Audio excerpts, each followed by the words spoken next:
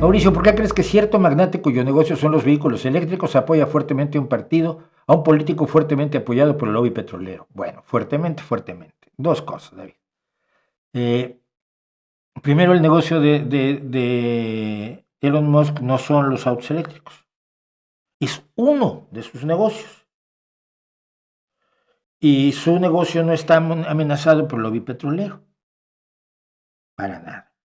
Sobre todo porque la mayoría de los Teslas los está vendiendo en Europa a todo esto, por cierto. Eh, y porque como su negocio también es SpaceX, que por ejemplo, todo el dinero que recibe lo recibe del gobierno, pues le interesa apoyar a un gobierno que le pueda dar mucho dinero a él. Lo que tenemos aquí es gente que no quiere que el gobierno le dé dinero a a las personas necesitadas para salir de su situación de necesidad, pero que quieren que el gobierno les dé dinero a ellos, a los grandes magnates, que le dé dinero a Bezos y a Zuckerberg a Tillman y al propio Elon Musk, ¿no? Sus negocios son muchos otros, tiene varios otros negocios Elon Musk. Entonces, esa relación así simple y directa y dudosa en cuanto a que su negocio no es ese, tiene muchos otros, pues no es sostenible.